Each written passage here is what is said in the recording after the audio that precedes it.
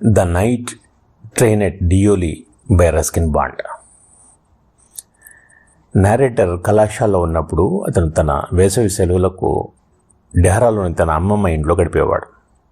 అతను మే నెల నుండి జూలై చివరి వరకు డెహ్రాలో ఉండేవాడు. డెహ్రాకు వెళ్లే మార్గంలో తన గమ్యస్థానాన్ని చేరుకోవడానికి దాదాపు 30 మైళ్ళ ముందు డియోలి అనే చిన్న రైల్వే స్టేషన్ ఉంది. ఈ స్టేషన్ దగ్గర నుండే ఇండియన్ టెరాయ్ అనే పిలువబడే దట్టమైన అడవులు ప్రారంభమవుతాయి. నేరేటర్ డెహ్రాకు రైల్లో ప్రయాణించిన ప్రతిసారి రైలు ఉదయం 5 గంటలకు డియోలికి చేరుకునేది. ఆ సమయంలో స్టేషన్ వెలుతురు తక్కువగా ఉన్న విద్యుత్ బల్బులు మరియు పాతకాలపు నూనె దీపాలతో మసకగా కనిపించేది. రైలు పట్టాల అవతల ఉన్న అడవి తెల్లవారుజామున మసక వెలుతురులో కనిపించేది కాదు. డియోలి అనేది ఒకే ఒక ప్లాట్ఫామ్ ఉన్న చిన్న స్టేషన్. దానికి స్టేషన్ మాస్టర్ ఆఫీస్ మరియు వెయిటింగ్ రూమ్ కూడా ఉన్నాయి. ప్లాట్ఫామ్ దగ్గర ఒక టీ స్టాల్, పండ్ల మేవాడు మరియు కొన్ని వీధి కుక్కలు కూడా ఉన్నాయి. రైలు కొద్దిసేపు మాత్రమే అక్కడ ఆగి దట్టమైన అడవిలోకి ప్రయాణం చేయాలి. అంతకు మించి ఇంకేం లేదు. డియోలిలో రైలు ఎందుకు ఆగిందో నేరేటర్కి అర్థం కాలేదు. అక్కడ ఏమీ జరగలేదు. ఎవరూ రైలు ఎక్కలేదు లేదా దిగలేదు. ప్లాట్ఫామ్పై కూలీలు లేదా పోర్టర్లు లేరు. అయినప్పటికీ రైలు ఎప్పుడూ 10 నిమిషాలు ఆగదు. ఆ తర్వాత గంట మోగుతుంది. గార్డ్ ఈల వేస్తాడు. రైలు డియోల్ నుండి బయలుదేరింది. స్టేషన్ వెనుక గోడల అవతల జీవితం ఎలా ఉంటుందో నేరేటర్ తరచుగా ఆలోచిస్తూ ఉండేవాడు. ఎవరూ పట్టించుకొని ఎవరూ లేని ఆ చిన్న ప్లాట్ఫామ్ చూసి అతనికి కొంచెం విచారం కలిగింది. ఏదో ఒకరోజు అతను డియోలులో రైలు దిగి ఆ పట్టణాన్ని గుర్తుంచుకునేలా ఏదో ఒకటి చేయడానికి అక్కడే గడుపుతానని అనుకుంటాడు. అతనికి 18 సంవత్సరాల వయసులో మళ్ళీ తన అమ్మమ్మను చూడడానికి వెళ్ళినప్పుడు రాత్రిపూట రైలు ఎప్పట్లాగే డియోలిలో ఆగింది. ఒక యువతి ప్లాట్ఫామ్ పైకి నడుస్తూ బుట్టలు అమ్ముకుంటోంది. బాగా చలిగా ఉంది.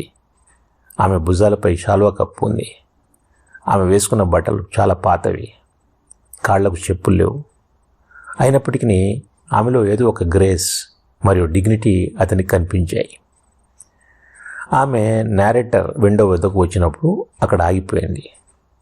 అతను తనను నిశ్చితంగా గమనిస్తున్నాడని ఆమె చూసింది. కానీ ఆమె గమనించినట్టుగా నటించింది. ఆమె చర్మం పారిపోయింది. ఆమె పొడవాటి నల్లటి జుట్టు మెరుస్తూ ఉంది. ఆమె నల్లటి కళ్ళు కొంచెం విచారంగా మరియు ఆలోచనలను రేకెత్తించే విధంగా ఉన్నాయి. అప్పుడు ఆమె కళ్ళు అతని కళ్ళు ఇద్దరి కళ్ళు ఏదో వెతుకుతున్నట్టుగా కలుసుకున్నాయి. ఆ అమ్మాయి కాసేపు నేరేటర్ కిటికీ దగ్గర నిలబడింది. ఇద్దరు ఏం మాట్లాడలేదు. కానీ నిశ్శబ్దంగా ఒకరినొకరు చూసుకున్నారు. నేరేటర్ ఆమె వైపు అట్రాక్ట్ అయ్యాడు. ఆ అమ్మాయి వెళ్ళిపోవడం చూసి అతను తన సీట్ను వదిలి క్యారేజ్ తలుపు దగ్గరికి వచ్చాడు. తర్వాత ప్లాట్ఫామ్ పైకి అడుగుపెట్టి అక్కడ నిలబడి మరొక వైపు చూస్తున్నట్టుగా నటించాడు. నెమ్మదిగా టీ స్టాల్ వైపు నడిచాడు. ఒక కెటిల్ చిన్న నిప్పు మీద మరుగుతోంది. కానీ స్టాల్ యజమాని వేరే చోట బిజీగా రైల్లో టీ అందిస్తూ ఉన్నాడు.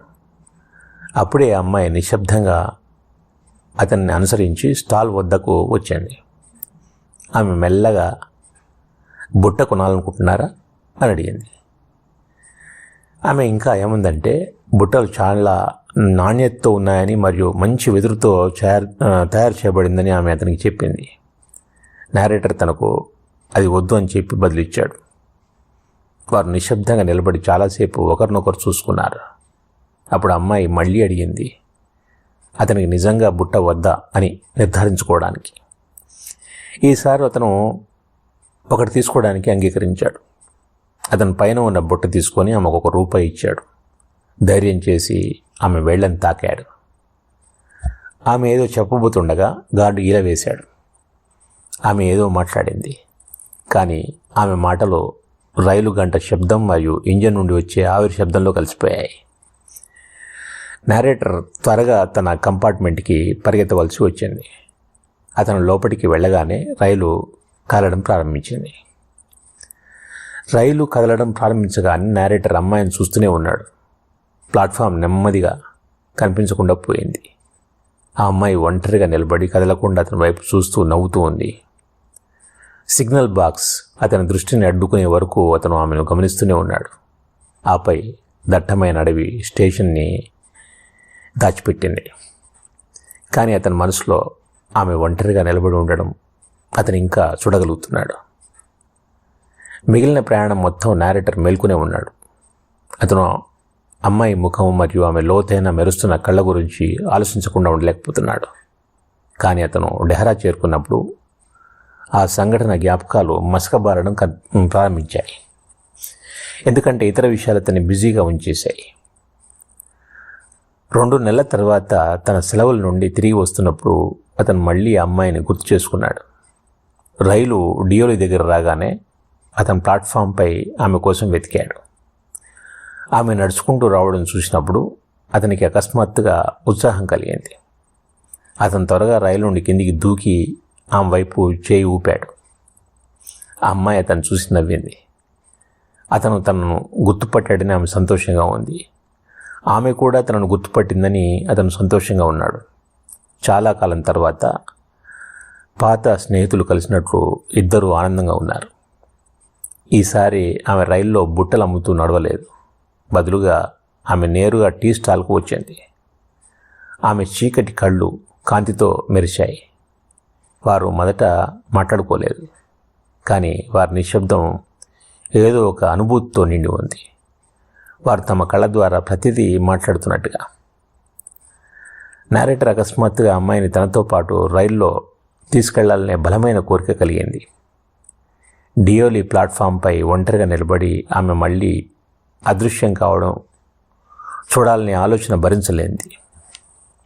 అతను మెల్లగా ఆమె చేతుల నుండి బుట్టలను తీసుకొని నేలపై ఉంచాడు. ఆమె తన బుట్టలు తీసుకోవడానికి చేయి ముందుకు చాపింది, కానీ అతను బదులుగా ఆమె చేతిని పట్టుకున్నాడు. అతను నిశ్శబ్దంగా నేను ఢిల్లీకి వెళ్ళాలి అని అన్నాడు. ఆమె తల ఊపి నేను ఎక్కడికి వెళ్ళాల్సిన అవసరం లేదు అని సమాధానం ఇచ్చింది. అప్పుడే గార్డ్ రైలు బయలుదేరుతున్నట్టు సూచించడానికి తన విజిల్ వేశాడు. ఆ శబ్దానికి నేరేటర్కి కోపం మరియు బాధ అనిపించింది. అతని అమ్మాయితో నేను మళ్ళీ వస్తాను, నువ్వు ఇక్కడే ఉంటావా అని అన్నాడు. ఆమె మళ్ళీ తల ఊపింది. గంట మోగింది. రైలు కదలడం ప్రారంభించింది. నేరేటర్ ఆమె చేతి నుండి తన చేతిని తీసివేసి కదులుతున్న రైలును పట్టుకోవడానికి పరిగెత్తాల్సి వచ్చింది. ఈసారి ప్రయాణం తర్వాత అతను ఆమెను మర్చిపోలేదు. అతని ప్రయాణం అంతా ఆమె ఆలోచనలతో నిండిపోయింది. ఆ తర్వాత చాలా కాలం వరకు కూడా అలాగే జరిగింది. ఆ తర్వాత సంవత్సరం అంతా అమ్మాయి జ్ఞాపకాలు అతని హృదయంలో ఫ్రెష్గా మరియు సజీవంగా ఉన్నాయి. అతని కళాశాల టర్మ్ ముగిసినప్పుడు అతను తొందరగా సర్దుకొని ఎప్పట్లా కాకుండా ముందుగానే డెహ్రాకు బయలుదేరాడు. అతని అమ్మమ్మ అతని కొంత ఆసక్తిగా చూసింది, కానీ సంతోషించింది. దాని వెనుక ఉన్న కారణం ఆమెకు తెలియదు. రైలు మళ్ళీ డియోలి దగ్గరికి వచ్చేసరికి నేరేటర్ భయపడ్డాడు. ఉత్సాహంగా ఉన్నాడు. ఆ అమ్మాయిని చూసినప్పుడు ఏం చెప్పాలి లేదా ఏం చేయాలి అని అతను ఆలోచిస్తూనే ఉన్నాడు.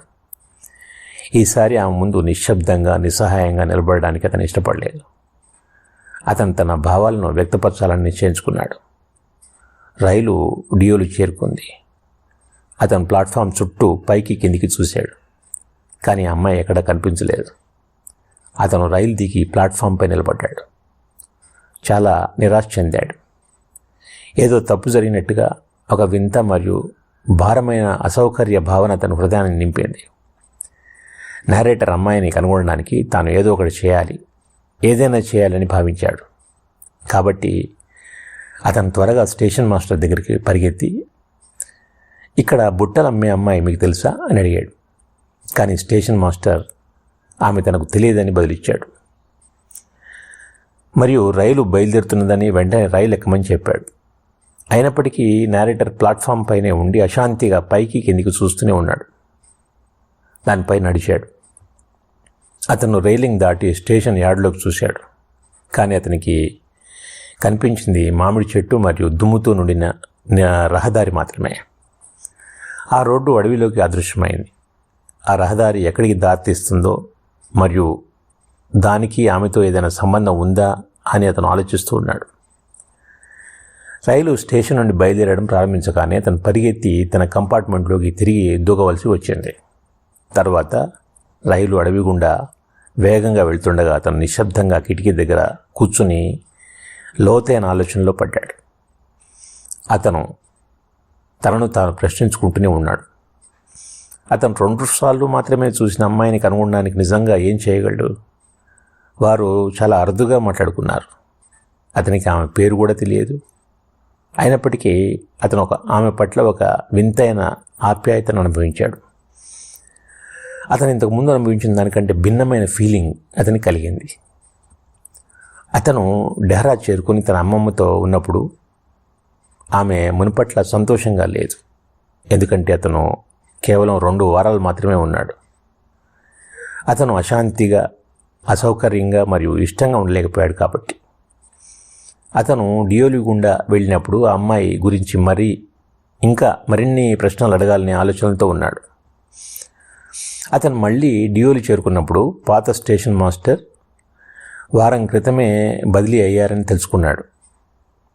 ఇప్పుడు కొత్త స్టేషన్ మాస్టర్ ఉన్నాడు అక్కడ. మరియు బుట్టలమ్మే అమ్మాయి గురించి తనకేమీ తెలియదని చెప్పాడు. ఇంకా ఆశతో నారేటర్ టీ స్టాల్ యజమాని కోసం వెతికాడు. అతను జిడ్డుతో ఉన్న బట్టలు ధరించిన వయసు పైబడ్డ వ్యక్తి. బుట్టలమ్మే అమ్మాయి గుర్తుందా అని నారేటర్ అడిగాడు. ఆ వ్యక్తి, అవును, నేను ఆమెను గుర్తుంచుకున్నాను, కానీ ఆమె ఇక్కడికి రాదు అని సమాధానం ఇచ్చాడు. నారేటర్ వెంటనే, ఎందుకు, ఆమెకి ఏమైంది అని అడిగాడు. ఆ వ్యక్తి భుజాలు ఎగరేసి, నాకెలా తెలుస్తుంది, ఆమె నాకేమీ కాదు అని అన్నాడు. అతను ఇంకా ఏదో అడగడానికి ముందే రైలు బయలుదేరడం ప్రారంభమైంది. అతను పరిగెత్తి రైలు పట్టుకోవాల్సి వచ్చింది. రైలు ప్లాట్ఫామ్ నుంచి వెళ్ళిపోతున్నప్పుడు నారేటర్ తనకు తానుగా ఒక వాగ్దానం చేసుకున్నాడు. ఏదో ఒకరోజు తాను డియోలిలో ఆగి ఒక రోజంతా అక్కడే గడిపి చుట్టూ ఎంక్వైరీ చేసి ఆ లోతైన కళ్ళతో ఆమె అతని వైపు చూసే విధానం ద్వారా తన హృదయాన్ని తాకిన అమ్మాయిని కనుగొనడానికి ప్రయత్నం చేస్తానని. ఈ ఆలోచన అతని కళాశాల చివరి టర్మ్ అంతటా ఓదార్పునిచ్చింది. ఆ వేసవిలో అతను మళ్ళీ డెహ్రాకు తిరిగి వెళ్ళాడు. తెల్లవారుజామున ఆ రోజు రాత్రి రైలు డియోలి చేరుకున్నప్పుడు అతను ఆమె కోసం ప్లాట్ఫామ్ మొత్తం వెతికాడు. ఆమె ఎక్కడా ఉండదని అతనికి తెలుసు. అయినా కూడా అతను ఆమె కనపడుతుందని ఎక్స్పెక్ట్ చేశాడు. కానీ ఏదో విధంగా రైలు దిగి నిజంగా వెతకడానికి అతనికి ఎప్పుడూ ధైర్యం రాలేదు. అతను తనలో తాను అనుకున్నాడు, ఇది ఒక కథ లేక సినిమా అయితే హీరో ఏం చేస్తాడు, దిగి ఆమెను కనుక్కొని కథను సరైన ముగింపుకు తీసుకొస్తాడు. కానీ నిజం తెలుసుకోవడానికి తను భయపడ్డాడు. ఆ అమ్మాయి డియోలిని శాశ్వతంగా విడిచిపెట్టి ఉండొచ్చు, లేదా బహుశా ఆమె ఇప్పుడు వివాహం చేసుకుని ఉండొచ్చు, లేదా బహుశా ఆమె అనారోగ్యానికి గురై ఉండవచ్చు, లేదా అధ్వానంగా ఉండవచ్చు అని అతను భయపడ్డాడు. సంవత్సరాలుగా అతను చాలాసార్లు డియోలి గుండా వెళ్ళాడు. ఎప్పుడు కూడా కిటికీలోంచి చూస్తూ ఆమె ముఖాన్ని మళ్ళీ చూడాలని ఆశతో ఉన్నాడు. డియోలి స్టేషన్ యొక్క నిశ్శబ్ద గోడల వెనక జీవితం నిజంగా ఎలా ఉంటుందో అతను తరచుగా ఆలోచిస్తాడు. కానీ అతను ఎప్పుడూ రైలు దిగలేదు. ఆ భ్రమను బద్దలు కొట్టాలని లేదా జ్ఞాపక శక్తిని నాశనం చేయాలని అతను కోరుకోలేదు. బదులుగా అతను కలలు కంటూనే ఉండాలని ఎంచుకున్నాడు. ఎల్లప్పుడూ ఆశతో, ఎల్లప్పుడూ రైలు కిటికీలోంచి ఒక ఒంటరి ప్లాట్ఫామ్ మీద ఉన్న అమ్మాయి కోసం చూస్తూ, బుట్టలతో ఉన్న అమ్మాయి కోసం వేచి చూస్తూ, ఇలా అతను ఎప్పుడూ డియోలి వద్ద ఆగలేదు. కానీ అతను వీలైనంత తరచుగా డియోలి గుండా వెళ్ళాలని చూసుకున్నాడు. Thank you.